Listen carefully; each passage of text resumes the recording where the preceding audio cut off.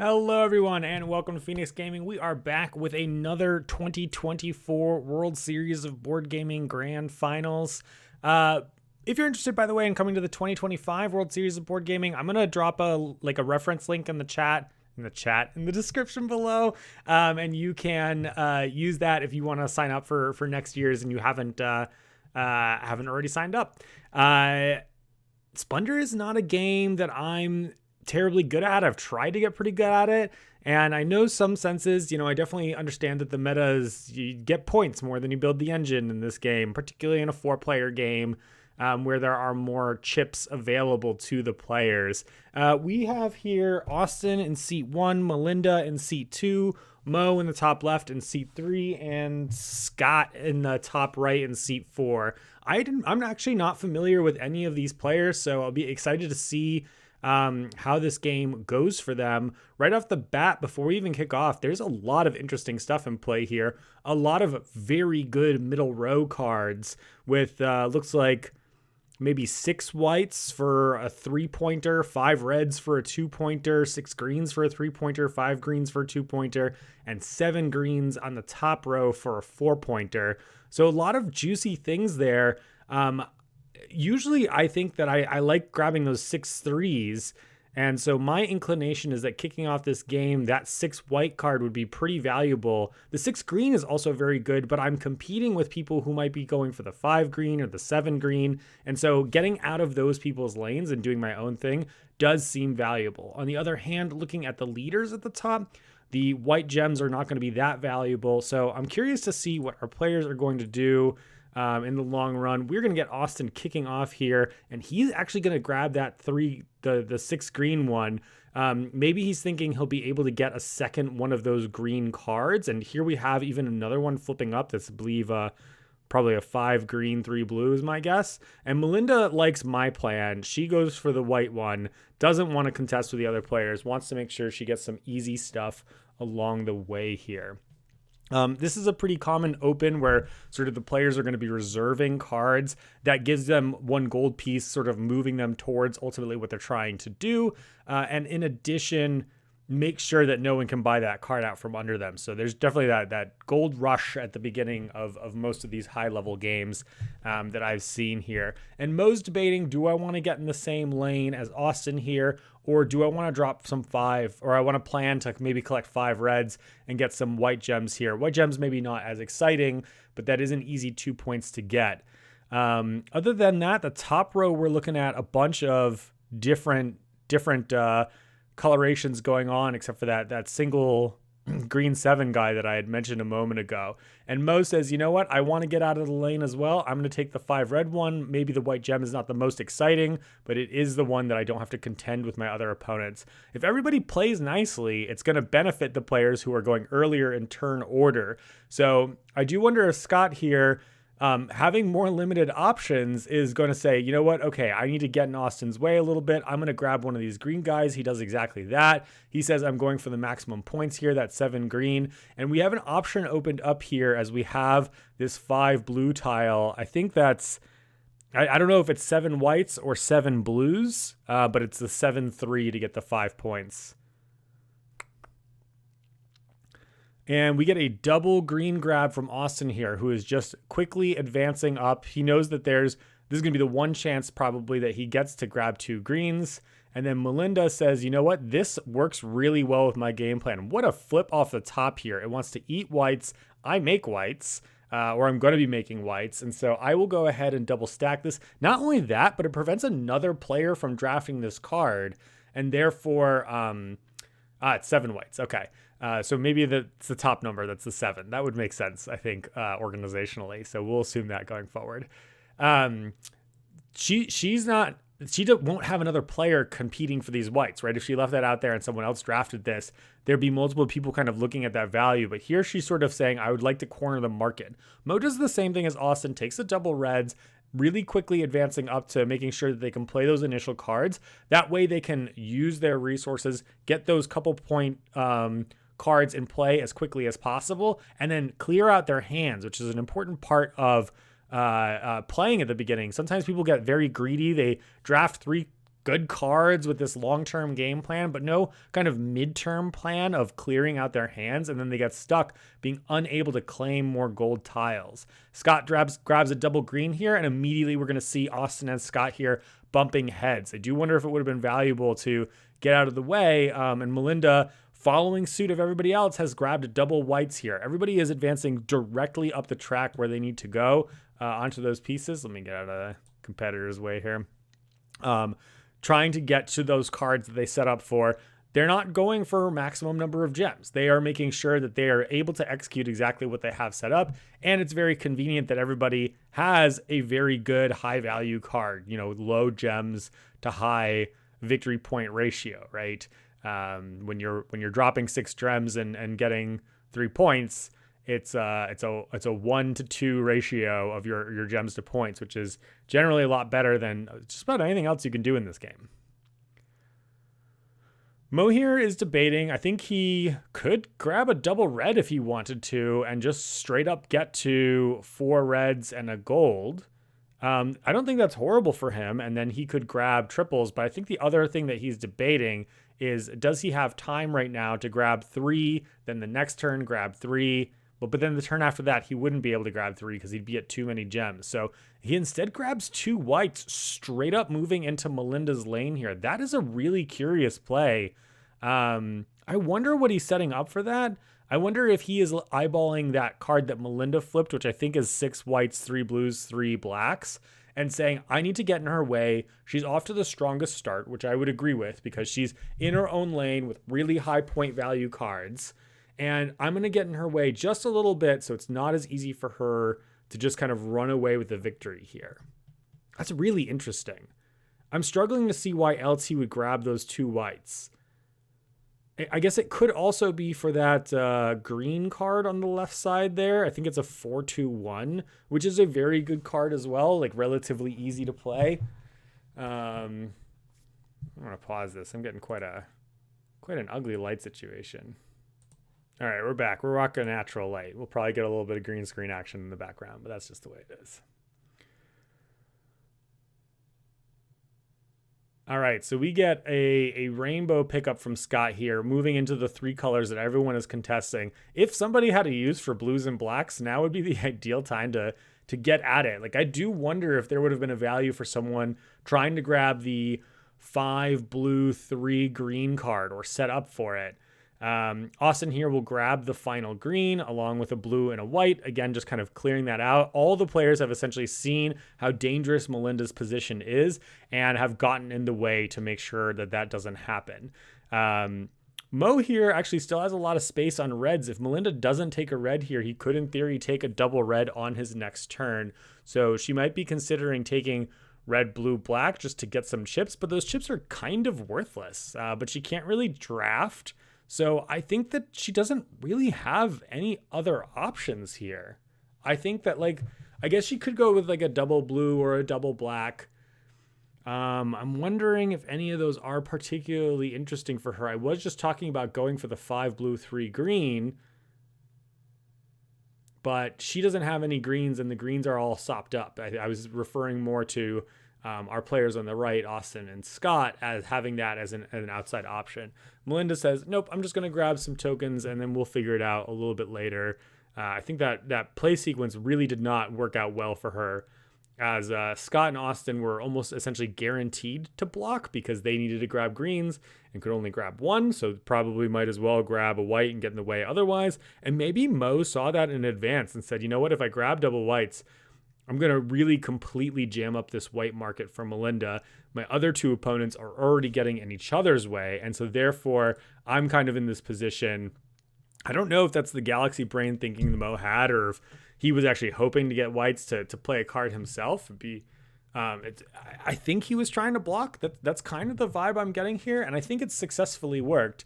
But that being said, he has gone back to thinking a bit here. So, okay, this is kind of what I expected. He didn't really have much option, so he just kind of grabs the chips that are available. And Scott here, I think, is in an awful position. He's got, this is the problem, we mentioned with like moving into the into the greens. He was trying to grab those green chips, but Austin has a bunch in front of him. Other players are incentivized to kind of block them as well. There's no way he was going to get all the way up to 7. And now he really can't do much else. I think he was supposed to grab a blue last turn, so he could try to do the blue thing now because there are a lot of blue gems available at this stage. Although, actually, 4 of them are gone, so it's not entirely correct. He says, you know what? All right, I'll grab the rainbow too. I don't have too many options. And, you know, looking at the mines in the bottom row, we have a lot of pretty bad ones, honestly.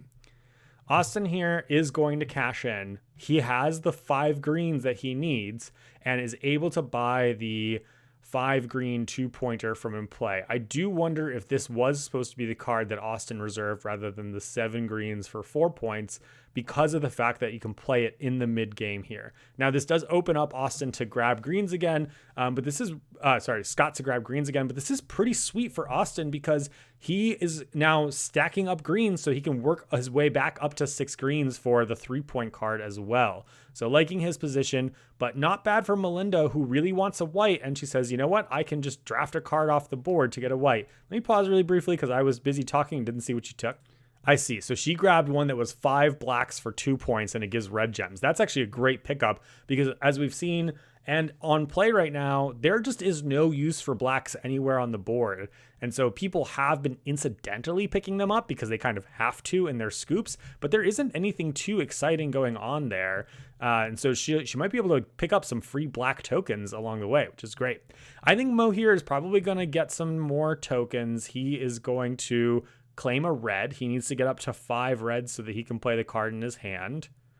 And as I was kind of starting to mention before, that bottom row of cards, which we can't see right now, it's a bunch of pretty crappy cards, honestly. I think there's one card that costs 3 or 4 whites for a red gem, and that one is like fine, but it's not doing what any of the players want to do, and it's not doing what Malinda wants to do, and she's the one that's holding all of the white tokens right now. We can see the corner of that really terrible 5-cost mine right there, which requires 2 greens, as we said, very, very contested. That might be something that Malinda would look at if she was grabbing greens to like block other players, but it's so expensive and gives no points, so it's not worth it. Okay, so it looks like that one that I was mentioning is 3 whites for the red mine. So yeah, Malinda could buy it, but it's not terribly good. I actually wonder if Mo is thinking of buying this. Now that I'm going back to Mo's double white take, if he was able to grab another white token, he would have gotten 3 whites. That's the red mine that sets him up for playing his 5 red mines. So I think that is actually what he was looking at with the double whites, not just the block. I think it was a both and then the reason he was so paused last turn is because he got into a situation where he wasn't able to claim the 3rd white and he didn't want to use his gold token for it. Unfortunately, we're super zoomed in here, so I didn't see what my opponents, what the opponents or what all the players, I don't know what my opponents, I'm not playing Malinda, have done as we've gone around the board here. But looks like Mo did indeed take some tokens. I think the same happened with Scott because I don't see any other action for him like viably to take. And then it looks like Austin also did take tokens. I'm surprised that Austin actually was able to grab a green along the way there. I thought that he would be out and the other players would scoop up the greens. So I can't quite see what they took and what they worked into, but it looks like Austin is working his way up to that 5 blue, 3 green to pick up that 2-pointer there, which again stacks in the same column as his 6 greener. So Austin's in a really nice position here. And yeah, I think taking that green was supposed to be someone's job along the way. I'm really not sure. Malinda here goes ahead and grabs a couple kind of blocking pieces, advancing on black gems right here, which is sort of getting her to a card that she wants to play. She is definitely very stymied by every player sitting on whites right now, and I think that they're all probably just going to keep them. There's not a lot for them to do with those, and so until they're forced to discard them, that's just how they're going to be. She decides that she's going to discard reds into the middle, which is nice for Mo, who can actually pick up viable gems at this point. But she's explicitly, I think, blocking the blues and greens because she wants the blacks and whites so that Austin's life is a little bit harder, who I think has moved into the strongest position in the game so far. Mo here doing a lot of card fiddling. He knows exactly what he's holding. He's looked at it like 5 times, I think. And he is going to draft a card here. and not even get a gold gem. That is fascinating. I think that was the 4 black, the 4-2-1, and not a very exciting get for him. It almost feels like it was like a delay action. I'm very surprised by that. I definitely thought grabbing a red gem, getting himself in the position where he could get to 5 red gems, clear out his hand again so he can kind of start the cycle over again. He is very stymied here, but maybe he's just trying to wait and see if a white goes back into the pot. I'm not quite sure what the plan is there. It feels bad to clog up your hand and not get a gold for it. It's possible that will never come back to haunt him, and maybe I'm missing something with the playing the 4-2-1. Like I said, the 4-2-1s are very reasonable 2-point cards to play. Pretty good ratio for points, and a little bit easier than the other cards oftentimes to play. Or are they 1 point? I think they're 2. Again, unfortunately, we did not get to see what Scott did, but the gems in play are still reds and greens. Looks like he maybe also did do a take, and maybe he took off the top of the deck. So we're in this situation where players are claiming cards with no gold because they have nothing else to do. That is a really bad position for people to be in. Austin grabs basically a single token. Malinda basically grabs a single token. Everybody is in this Cold War situation here where they're just staring each other down. But Malinda is now in a situation where she actually can turn those black gems in and play the card in her hand. It wasn't the whites that she's been planning on playing for a while, but getting out of that lane and moving into something else, particularly with a 6 black for 3 points red card in play. And here we go. Mo cracks open and finally says, okay, I've got to do it. Here we are. And pays out to play his piece there. Immediately, Scott says, I'm desperate for anything green looking. I will grab that gold and grab the aforementioned 6 blacks for 3 points. Every player in this game is playing the same big strategy. I do sort of wonder if anyone had been able to go kind of like the sly strategy underneath and spread out a little bit more, if they would have had more flexibility. But we're in a blocking game right now, right? The players are all just getting in each other's way, and Austin is a bit ahead, which definitely puts him in the driver's seat. Unfortunately for him, he's not a lot he can do right now. I think he might grab that blue gem. Looks like he's got 2 whites, 3 blues, and a green. So blue gem does get him somewhere. But, you know, like I said, from the very beginning of the game, Austin and Scott are both in this position of bouncing greens against each other and pretty miserable for it, especially for Scott in the 4th seat. You're going to see my chin just be swallowed up by the sun as it comes by, but oh well.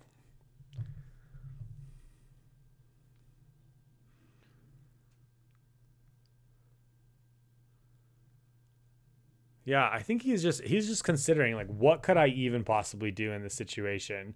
You know, pivoting into getting different gems to like buy a bad mine doesn't seem very viable. Those bottom row mines really are quite weak, with the exception of that 3 white one, but it gives red gems, which are not as exciting. And you know what? Austin says, I can't just keep playing without doing anything.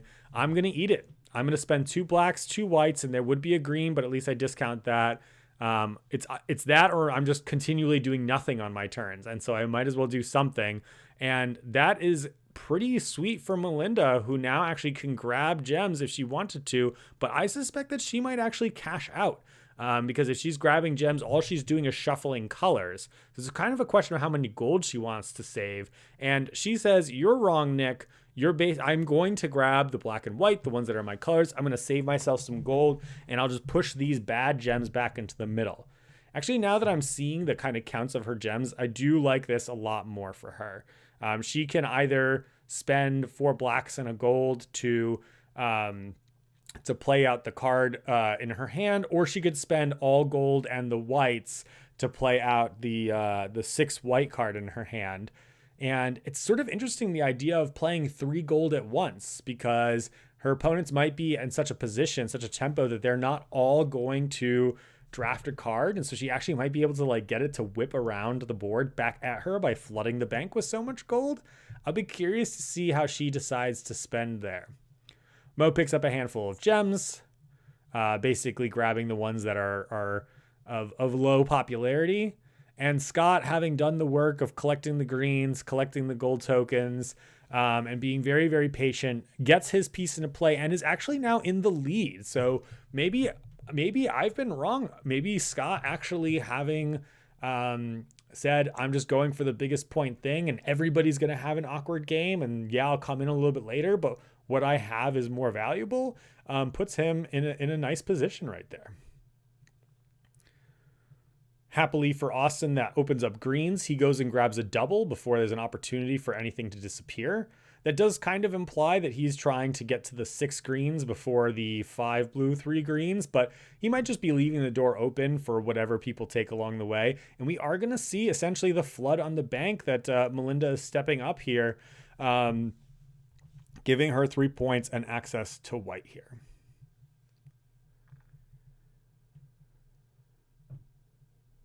We see, by the way, Scott threw a couple red gems on top of the red mine that he just built for 4 points. And so he might be out there on the prowl looking for something that costs a fair amount of red.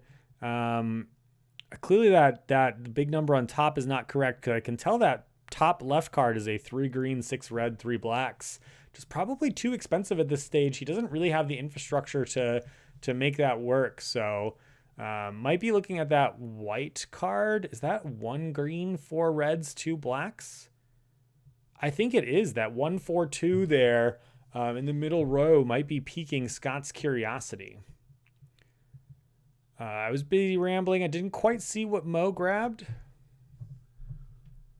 But he had sort of the world as his oyster. People have been paying in, so all of a sudden there's a lot of gems. The bank has opened up. There was gold there if you wanted to draft a card, but I don't know that there's anything that he was super excited about. I think, it looks like he did draft a card, but maybe off the top of the deck. Can't quite see if he has a gold on the side there, but I don't remember him having a blue card before. We still see a stack of gold in the middle, though, so yeah, tough to say. Scott has the same issue with cards in hand, so I think it looks like he does have a gold on top of his stack there. Does he? No? I was busy talking about Mo's turn, so I also missed what Scott did. Brilliant. But I do think he's working his way up to that 4 red, 2 black, 1 green. So maybe he scooped up like a black token along. Austin, unsurprisingly, grabs green and blue. That's what he really cares about. And then looks like he grabs a red just to kind of have some stuff going on. Malinda says, look, I need this thing that makes white discs. I got something that is going to be very, very thirsty for white later. So I don't care that you guys are working towards this 4-2-1. It's going to be mine. I'm going to figure out how I'm going to play it since I have no reds in hand right now. But this kind of serves as both a block and a potential long-term plan for her. Plus, it's just a very good card for that point ratio. And we keep flipping pretty decent cards here with the 5-3 for 2 points coming out next. I believe that's in green primarily, which is a little bit awkward because Austin's holding a glut of green, but I don't think it would be unreasonable to sort of make this plan to scoop up the greens as Austin kind of plays them out. Awkwardly for Scott, though, in 4th seat, he's least likely to have the chance to grab the greens as Austin plays them if other players are interested in getting in his way. So something that actually worked out really well at the beginning of the game. Austin might have seen that, yeah, multiple players are going to be contesting green, but I think that the other players to my side are going to want to not get into the same conflicts. That's bad. And so then if Scott does decide in last seat that he wants to get into the conflict, then he's going to, when he pays out, immediately make greens available for me. So I don't know if that was the kind of level of thinking that Austin was looking at, but it is the dynamic that we've seen play out throughout the course of the game. I think we're on Mo's turn right now, who seems to have just been pretty stymied by the flow of what's getting drawn. Even from the beginning where he said, I want to get reds and get out of the main game plan. It's been a little bit awkward, it feels like, for him. He drops a full America here.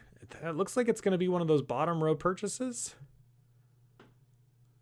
There we go. We grab a black gem mine. I think this is not something he was excited about so much as something that he can afford and he has the discs. It's that, or just kind of shuffle discs around. He doesn't have anything in particular that he's looking to play with the stuff that he has. He's too kind of like spread out across various colors here because he hasn't really had the opportunity to grab a glut of anything. And there's not really been great cards for him to cash in on. He has the 4-2-1, and I'm forgetting which the 4 color was, but that is something that I imagine he's thinking about. And I'm going to just make it up right now and say that he needs 4 blacks. And it might be the fact that he was interested in buying that black mine because he needs 4 blacks. And then, of course, at some point, we're going to see Malinda also spend her black gems. Some people call them brown. I call them black.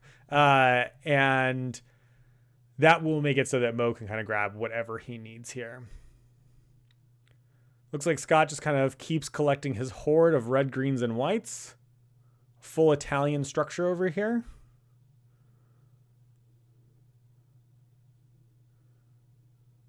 He has, I don't remember that there were any cards in play that needed that kind of stuff. I do think he might have drawn a random card off the top, so he might be angling towards something that we don't know what it is that he's looking at. Austin here is still interested in getting greens and blues. I believe he is short. But he is capped out on gems, I believe, at 2 reds, 4 greens, and 4 blues. So he's going to grab a gold so that he can color up in the way that he needs to. And I think the safe play is to take that second row 5 blue 3. But it looks like he does not think that other players are going to take that away from him. So he says, I'm going to go for the 3. I'm going to go for a random 3 card and see what I can build towards in the long run. That'll be a mystery for other players. That's interesting. I would have taken the 5 blue, 3 green, concerned that people were going to get in my way. Also just allowing me to like unclog my hand. We've seen sort of gems just be, gold just be sitting comfortably out there for a while now.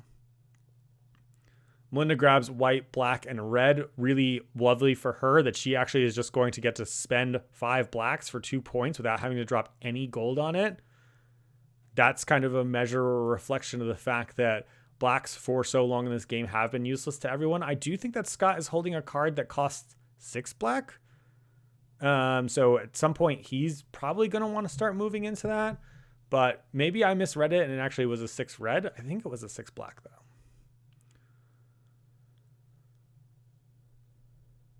Mo's just going to kind of scoop up, cleaning up the board here. I think a combination of things that he wants and a combination of clearing out things that he suspects other players might want. Austin here with his white-green army, white-green-red army. I'm not sure what this does. I guess we could buy that blue guy at the bottom, but that looks like another 1-2-2. Looks like a pretty expensive one to pick up. That looks like 3 whites, 4 reds, and 2 greens, but it might be 3, 3, and 2.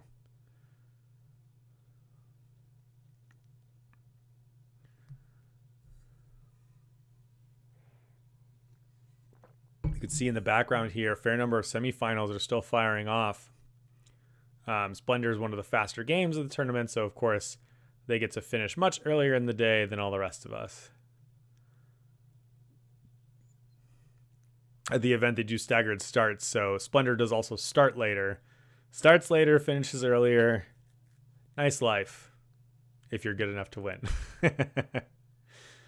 And basically, our friend Scott here says, all right, I will grab a red. Continue on the stack. I suspect that means he's got something to do with it, but he thought about it for a long time, so maybe not. Maybe he's just kind of sitting here and praying. But he grabbed a single red instead of grabbing a gold, which means that he is wary about filling his hand up. I think he's just got 2 there, so he's wary about filling his hand up to 3, which means I don't think he's going to play something out of his hand. Let's see if I can get out of the way for this. Is that the 6 greener? Yes, it is. So interestingly enough, Austin uses his infrastructure to just do up the green thing. I thought that he was maybe looking to do the blue-green one because it would give a discount of green, but I think the way his resources worked out, they were more convenient that way. And the 2 greens are going to discount on the blue-green one as well, so it's not like it hurts him. either. We see Malinda spend out the 5 blacks here, and she is going to tie up Austin at 5 points. They're both of them at 5, but Austin with an extra mine in play. Might be a useless mine, might be a useful mine. Let's see. And they're pretty similar on gems, so they are in, I would say, a pretty much tied position here. Mo here at 2 points with a full, probably a more full collection of gems. So he's pretty close behind, but it's really a question of like whether he's able to turn his gems into something here, because I think he's had this sort of awkward collection situation going on for a while. And Austin Scott, or sorry, Sky, why did I keep going Austin? Scott has 4 points, which is kind of right up there, but only the 1 mine. He's got a stack of gems, and so the real question is there something that he can do with this? If the answer is no, I think he's going to be in a bit of trouble. But if he has something in his mystery hand that he's going to be able to lay out, then he actually might be in a winning position. So he could be from anywhere from first to last place. Mo's going to go ahead and grab that black gem that we talked about on last turn. I think he is working his way towards that 4-2-1. I think I did successfully remember that was the case. And it looks like I was indeed wrong. It's not 6 blacks. It was 6 reds. The glare on that just makes it look like blacks for me. And that puts Scott into first place instead of last place, like we were talking about.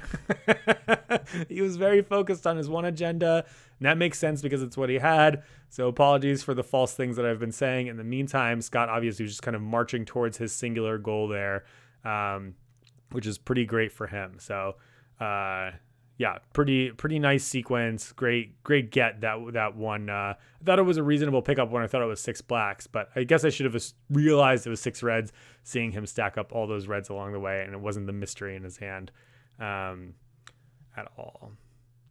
It is still interesting that he didn't take a gold last turn. He didn't draft a card. He is valuing keeping his hand a little bit more free and not getting that gold out of play, knowing that he's putting it back into play. So that's definitely something to keep in mind. He basically said, I don't really care about anything that is out here. So I'll be curious to see where that puts him next. I think Austin picked up a couple gems. Wouldn't be surprised if he was picking up gems for the 5-3 green guy in the middle worth 2 points. Malinda here is scooping up some reds, a black, and a green, doing the full Jun setup. So I think that's probably a mixture of getting in the way, but the reds do look like they're collecting enough reds to do something. I don't remember what it is, or I don't know what it could be, what she's planning on doing with those reds.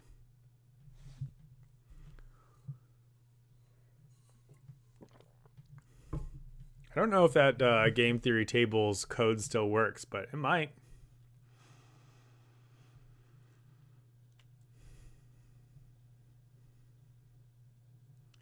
Looking at what's in play, I don't see any particular target for those 3 reds in Malinda's situation. I don't think she can work towards that top left 3 green, 6 red, 3 blacks. It's a little bit too expensive, I suspect. But the white chips are not available for her to work towards her 5-point goal. So Mo, again, just kind of at the mercy of the deck here as he gets himself a gold gem, dumps a green, and pulls something off the top. I do think that his kind of hand size thing might come into play. Like we said earlier, I think he grabbed a card without getting a gold earlier in the game. And now he looks like he is at max hand size.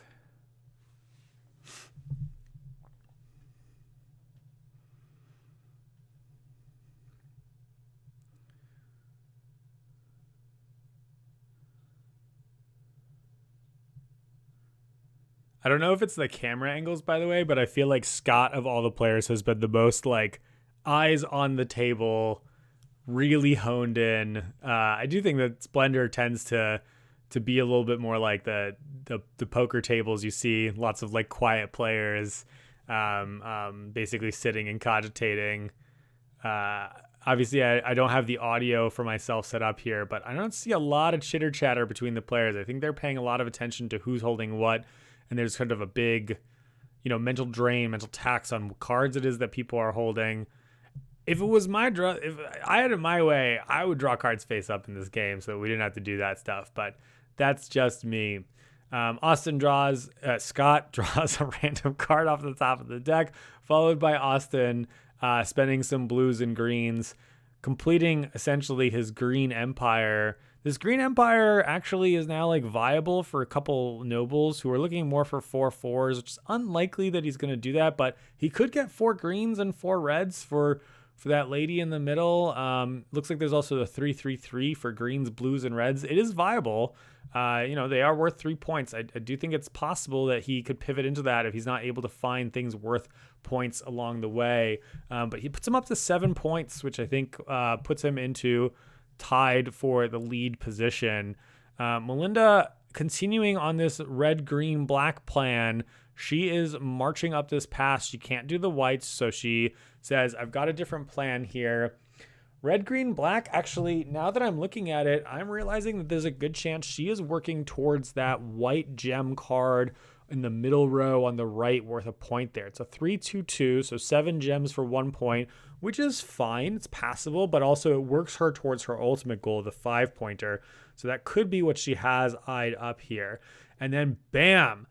Mo had the card off the top. I think this was one of the ones he drew earlier in the game that was a 7 black. So I said I was worried about his position. I was wrong. He was working towards this guy. 7 points here, putting him into a tie amongst all players except for Malinda, who's dragging a little bit behind at 5, though she has far more gems than anyone else. So it does kind of depend on what she does next in terms of what we're looking at for infrastructure here. Big, big, big play from Mo. And clearly, every time I say I'm concerned about this player's position, they're going to come in and drop a haymaker to make me look like a fool, and I'm here for it. Back to Scott's turn. He's thinking for a minute and then snaps up a kind of handful of things, the same colors that Malinda's been picking up. We don't know what he drew off the top of the deck, so we don't necessarily know what he's angling towards here. But he did also pick up a red, and he has access to 2 reds, so he might be working towards another big red build along the way there. Red becomes this kind of thirsty target, much maligned earlier in the game. But now we are headed into red territory as Austin moves up to a total of 4 reds here, which could be working towards maybe some cards on the top row.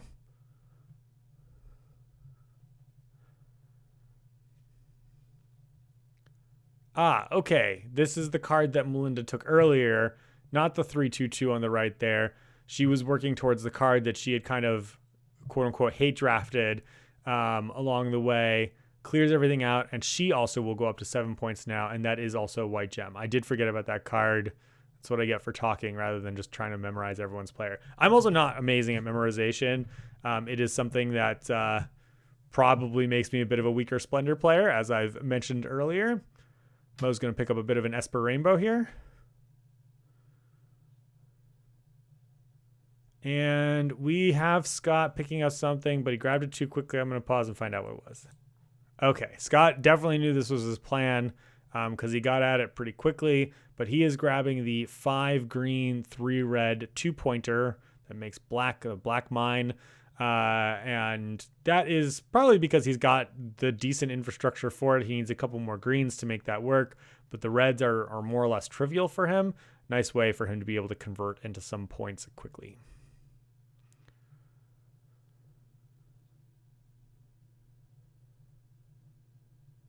Lots and lots of gems in play. Things are basically available. All the players are broke or mid to broke, so we're not in this kind of chicken situation anymore where there's anything really missing. I do think that there's just sort of white gems littered across the table that will be difficult for Malinda to get to the 7 that she's looking for. I think it's 7 whites that she's looking for.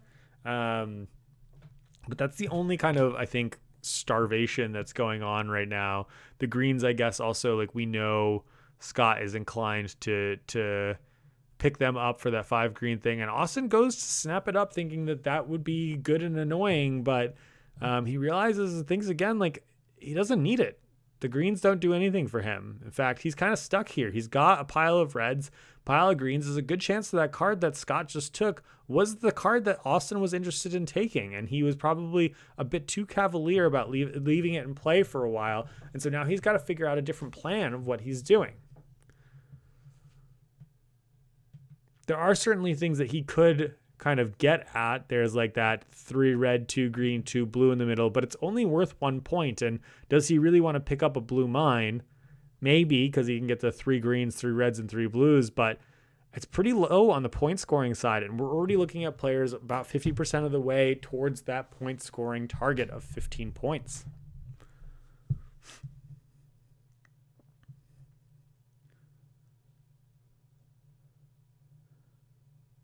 Is he dropping a red?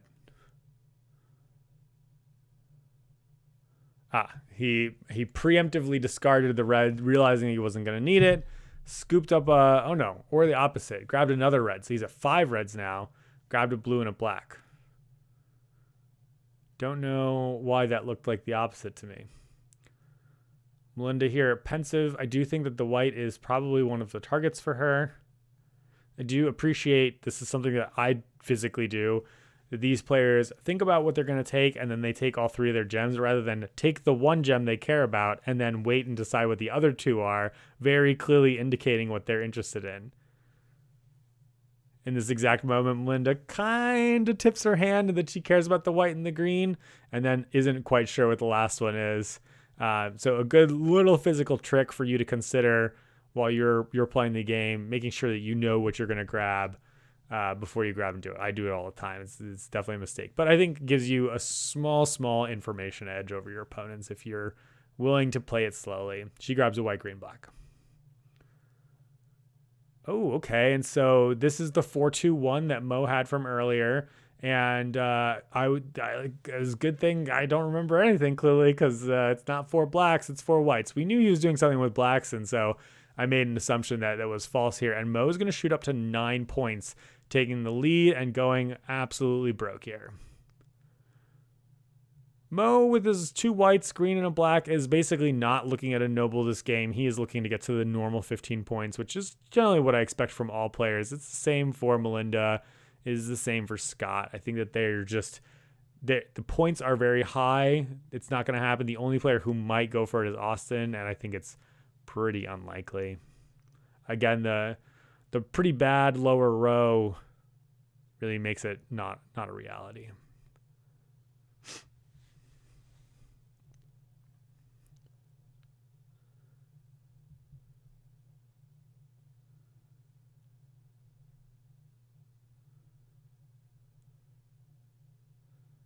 Okay, we get a green pickup here from Scott, who I was about to call Austin again, which makes a lot of sense. We know that he needs the green for that card that he has in hand.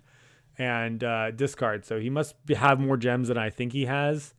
Looks like he's maybe got a gold hidden under the camera there, a red, I think a pair of whites, and then probably just an absolute stack of greens. But he must be at 10, which is why that was a very disciplined and limited pickup.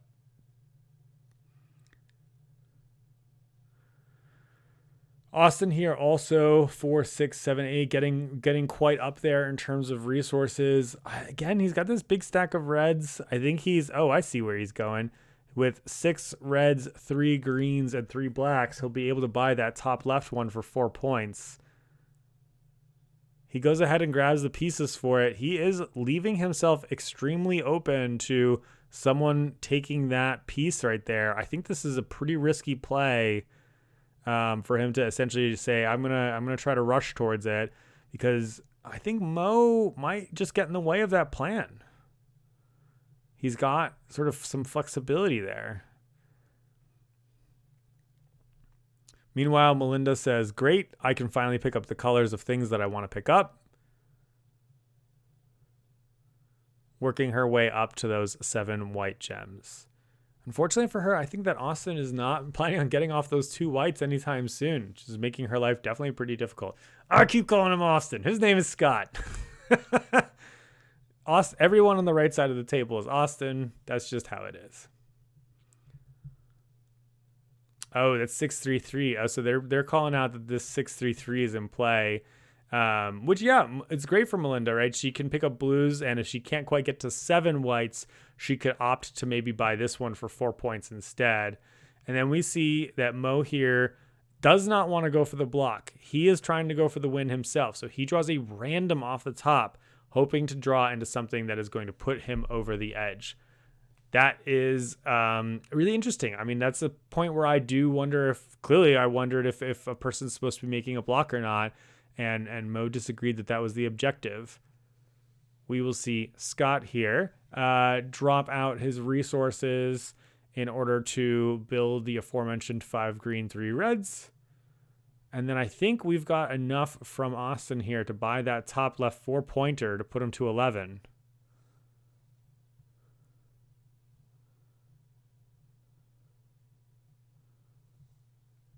Maybe not, because he's counting it.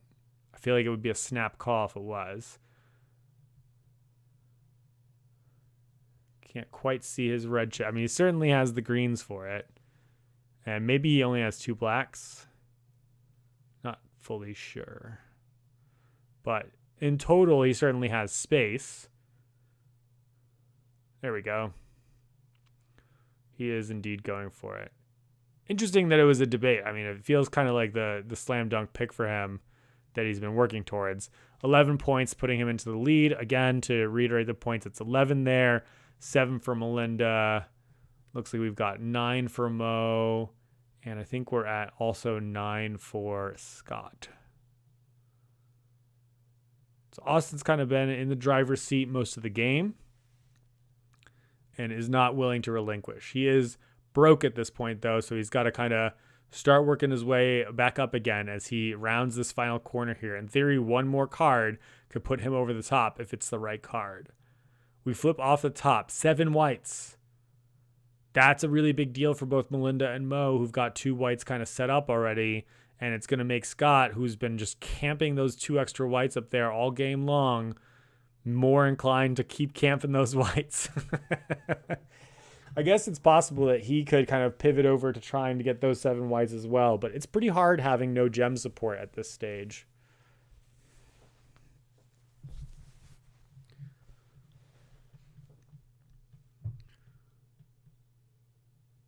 Yeah, makes a lot of sense. Melinda's going to pick up a white here. Deep in the tank otherwise. She's debating, do I want to get the blues? Am I working towards this other 4-point objective there? Does it make sense? If it does, it means that she's probably getting rid of greens, but I don't know what the greens do. And she says, you know what? I actually just don't want anyone else messing with these whites here. I'm going to just take out any concerns in the market that would be something that folks want. And I will just go ahead and take 1 chip rather than having to discard or rearrange chips. I'll just take the one that I know is going to work. She has room in her hand, so she just chooses to play it safe instead. I think that makes fair sense here. But it's a little bit actually demanding on her own economy at this stage. We're in the later part of the game. She's going to need to spend whites for any card that she has and then basically get whites up again if she wants to play the other one. So that's going to require a bit of work on her side.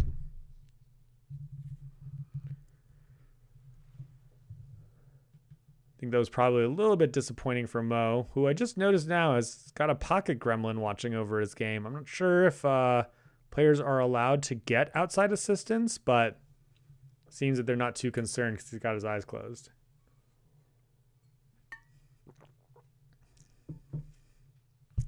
Oh, Mo is going to take a random off of the yellow deck here, grabbing a gold that way. Mo's a man that lives by the heart of the cards.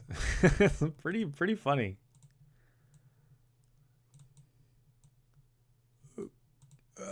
There we go. All right.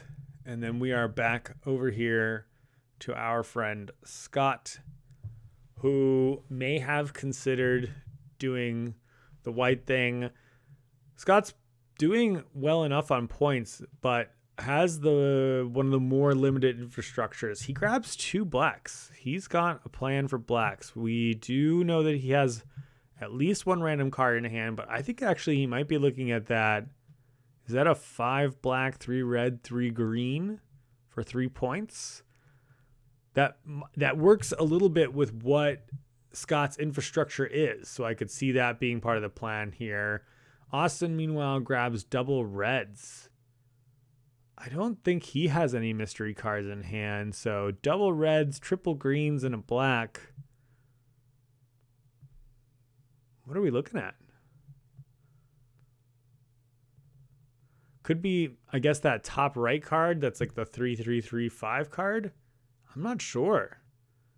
Or maybe he's got, maybe he does have something in hand. Maybe I'm just not remembering if he did draft something randomly.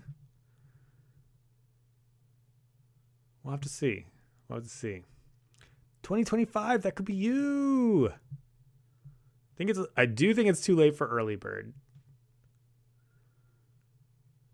But there's a good chance that there will be a before the end of the year discount as well.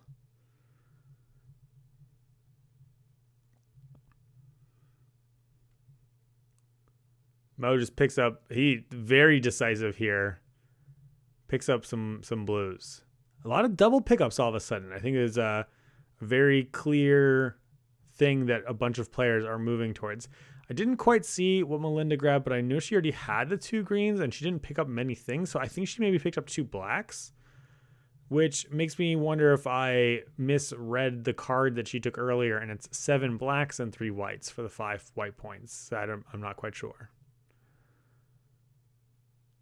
I guess if I was doing this very well, I should be like writing down every card on the side so I can refer to them. Good note for me in the future. This is what I get. My friend of the channel, Eagle Eye Jim, asked if I needed another Excel for what cards were taken when, and I said no. I think I could see the cards, but you always eat your own words when you try to save people time and efficiency. I should have just said yes. Foolish man. Is that another double red pickup? Yeah, charging up the red collection there. Actually, I do have a vague tickling memory now. All the colors are bleeding together. Commenting and trying to remember 4 people's hands is pretty difficult, which again, like I said, is why I don't think anybody's chatting that much. I do have a tickled memory of Austin picking up something that costs a lot of reds.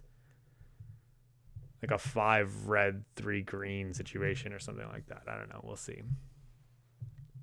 He's sitting at 11 points, so he might just be looking to limp over the finish line here. Malinda is sitting at also 11 points. I say also 11? Yes, also 11 points. We know, has 4 and 5 point cards in hand. She is just trying to get one of those cards into play in order to end the game. Meanwhile, I can't see otherwise. 11 here. It could be that blue card. I don't remember exactly what he picked up. 11 here. She's stuck because she's not sure where she's going to head from there. We've got only 9 for Mo, who's in a little bit more trouble. Looks like at this stage. He needs to make 2 plays. He doesn't have a big pile of gems right now. So I do think that's is a little bit stymied. Scott here, I think is it also 9 points? I think also 9 points. But admittedly, Mo and Scott have not gone this turn, so we can't compare them directly to Austin and Malinda's position. Malinda grabs a bit of a rainbow. I could see Malinda working towards that 6-3-3 in the top row right there, or pressuring it while she's kind of picking up things along the other way to get something else. She looks a little bit upset about what Mo picked up, or maybe it was just kind of thinking about what the options are.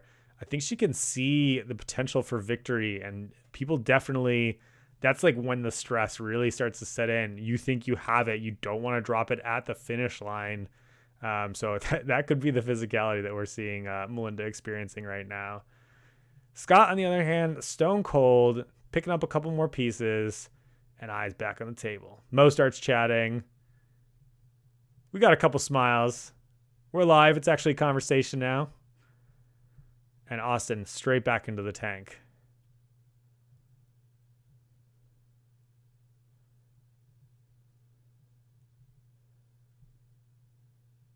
I'm not too surprised that Mo and the Pocket Gremlin are the chattiest of the players. I think that Austin probably is a little bit stymied here by not having access to reds.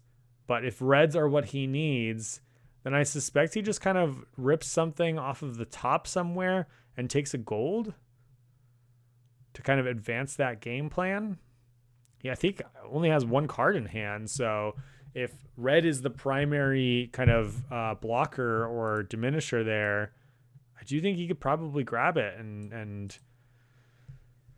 make his life work okay. But might be that he needs a handful of different colors to make things work. He's counting his gems, which I think is 6.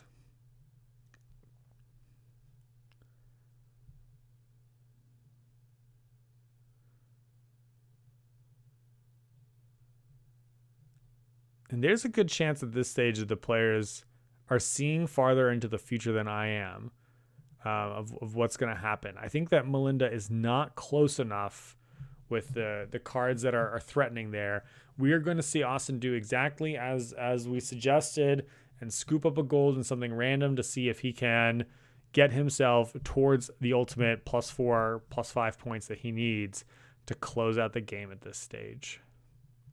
Really quick pickup from Malinda. She knows she wants a white. She grabs some other colors on the way just because, and then now she's going to have to discard. It looks like 1 piece. So she's going to discard something that she thinks isn't useful to other people, but also isn't useful to her. Wouldn't be surprised to see a blue discard here. The blues past 3 don't seem to have much value on the board, although we did see Mo pick up 2 blues earlier, so maybe she's not concerned about the value of blues. Instead, it looks like she's considering discarding a green, which makes sense. There's a stack of 2 greens out there. She's holding 3 of them, so it's clear that greens are just largely available to the other players. So she doesn't think she needs the green, so that actually does make a lot more sense than discarding the blue and giving Mo any options here. Mo has 3 cards in hand, only green and white chips in play. We're back to the bank is absolutely starved and can't help you. I'm sorry, son. Go to the next window, please. He will go ahead and grab those chips, probably just to get the white chip. Not quite sure. He wasn't working on it before. It might just be that he had no options. It might have been like literally an action that was like, I'm just stuck here. I think Mo's had the most. I don't know what else. Like, not doesn't know what else, but like literally cannot do anything else. Oh, okay. And so finally Scott says, I'm going to break it open. I don't want to pass my turn and do nothing. I will finally spend these whites and I will pick up this red mine that has been sitting out here all game. So he's probably got another card that needs a whole pile of reds. And again, we see that Austin and Scott are just bumping heads. The 2 Austins on the right side of the table, just bumping heads, making each other's lives difficult with the needs for the same resources. We've got 4, 5, 6, 7 here from Austin. But I think the reality is that like he doesn't care about getting more white or green chips. He might be kind of in the same position of Mo of like, well, I don't have anything to do. Nothing is useful. I can't advance towards, my like objectives. I can't collect more chips in the colors that I need.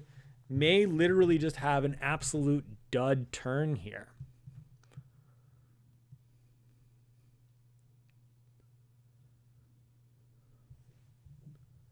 I'm not really sure what else he'd be looking at. I mean, I think he might just take a green-white and pass the turn. Until someone spends some cash, this is the world we're living in. It's kind of an interesting, so right, there's 5 colors in Splendor, and 4-player game, there's 7 of each, plus the 5 gold. So in total, you're looking at 40 chips, and every player can hold 10. So it's pretty easy to see how as the players get richer, the bank becomes just unusable, essentially. It's really interesting to see an economy that at maximal has no wiggle room. I do think that's something that has made Splendor as a design last for the length of time that it has. I think that's why it's got this like very tense, tightly wound competition on the top end of skill, because of how jammed up these particular gem resources are. I think the players are having an absolute laugh about the fact that there just is nothing to do here. Or maybe they're just talking about something else entirely and not focused on the game at all. That's possible too.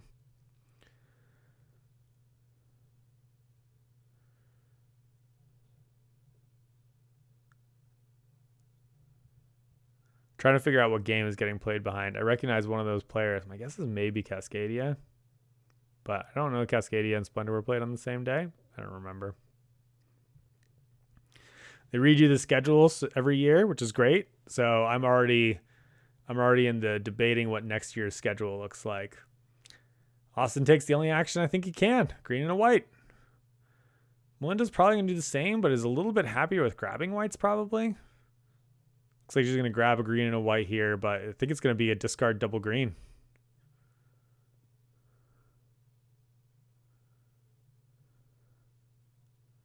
No, one of green and blue. Fascinating. She wants to keep 2 greens for some reason. That's really interesting. I can't tell if there's something she wants to do with that. If she'd kept 3 greens, I'd say, okay, maybe she's giving herself an option to grab that white on the right side that's worth only 1 point, but just as a way to like dump these and work towards greens that matter on the side, because she has reds and blacks that she might not need for anything. Mo is going to buy a bottom row card. Absolutely hilarious how many bottom row cards we've seen bought at the end of this game rather than at the beginning of it. And at least it's like reasonably discounted for him. I think he only needed to play 2 chips to set that up, but doesn't do a whole lot for him either. We see Scott here with an American grab. Again, I think options are very limited.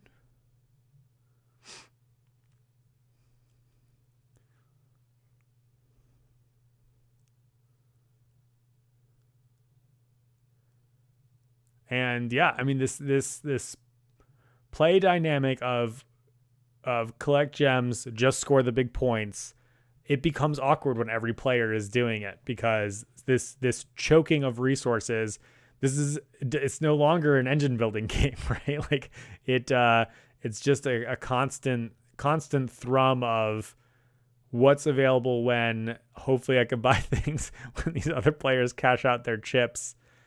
And you get these like runs on the market, these like kind of awkward ebbs and flows of who can move when.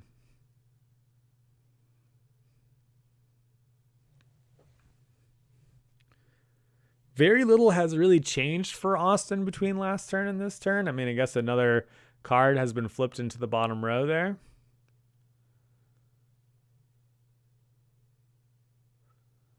But yeah, I mean, I don't really know what Austin is working towards. I think this is kind of a big part of the like stymie that he's feeling right now. Looks like he maybe is considering buying that 3 green, 2 red, 2 blue guy.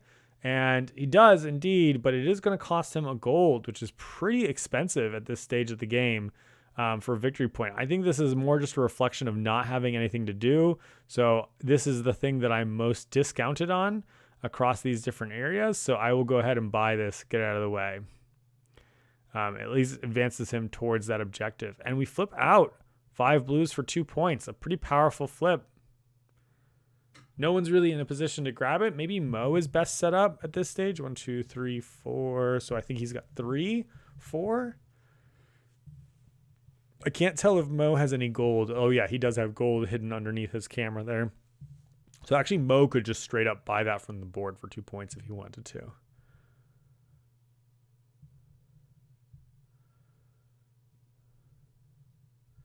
Malinda again at 11, but we know that working her way towards, right, if she could grab a white, blue, and a black, like that'd be pretty great.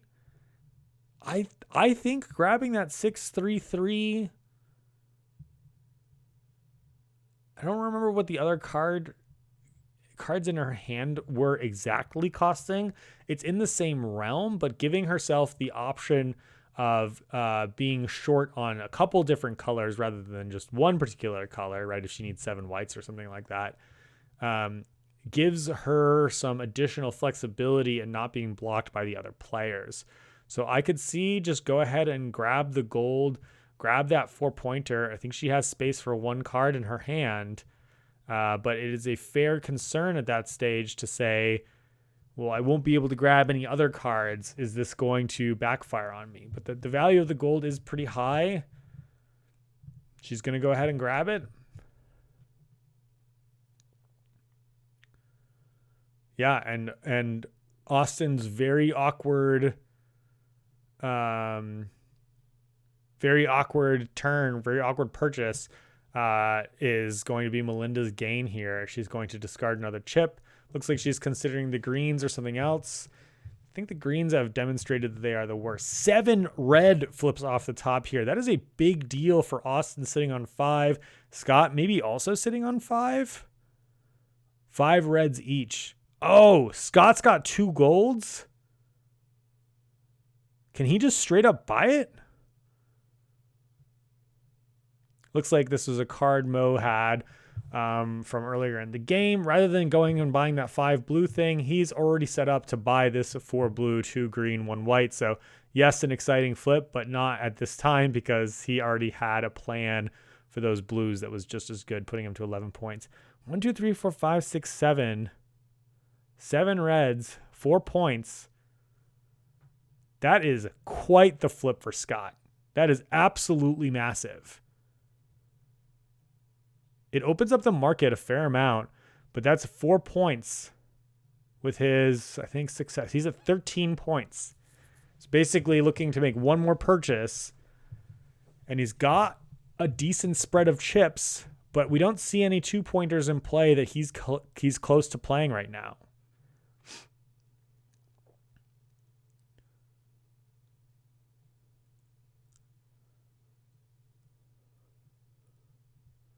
I see a blue and white in play, so if Malinda is able to go and pick up the blue and white on her turn, it puts a final clock on the table. Right? Malinda is 2 turns away from ending it at this stage, unless there's some kind of blocking that takes place here. And she might even still be good based on what her other card in hand is, which of course I can't remember, because of course I'm not very good at Splendor.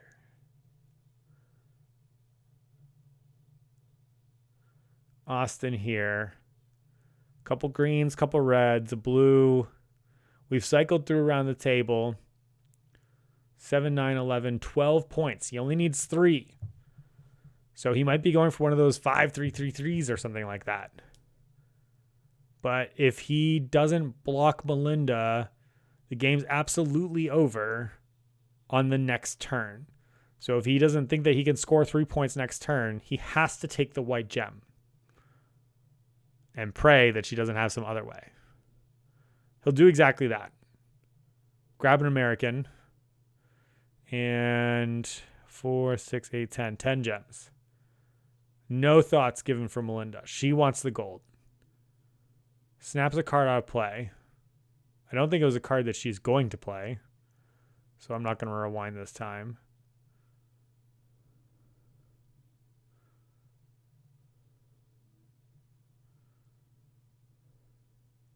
Six green, 3 reds, 3 blues.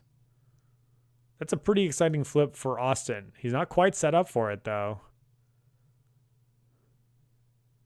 If he had a little bit more flexibility with gold pieces, maybe, but not as it is, not as it stands.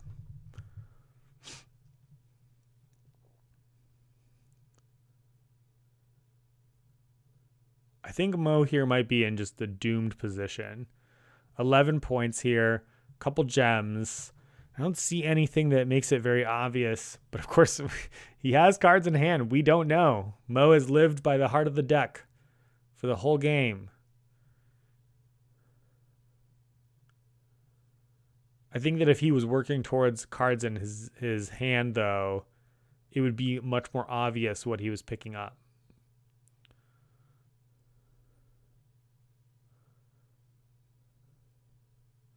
At this stage, Malinda can't end next turn if the 6-3-3 with the 6-3-3. The question is whether the 7-3 was.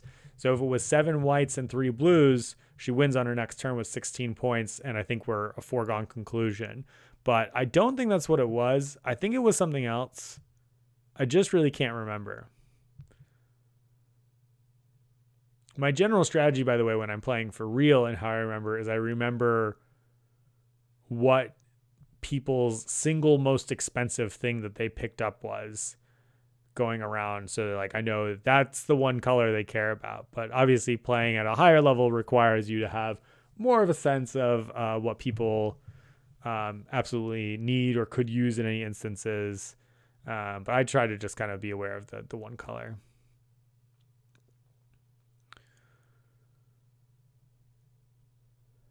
Scott here holding a turn order card made me feel like he was going to take his turn pretty quickly, but we'll go back and inspect his hand. Sitting on 13 points. He needs just 2 more.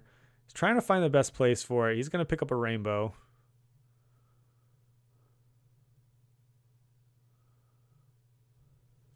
Grixis rainbow. So he's really going in on the reds and blacks here. I don't know if that is there's a card in his hand that he's looking to play, or if that is if someone flips something, I want to be close towards something that costs, a heavy amount of reds and blacks so that I might be able to just flip a victory off the top of the deck. Austin here looking at 10 chips. Probably not a good way to spend them. Oh, let's see the goods. Pocket Cam misses by just a little bit.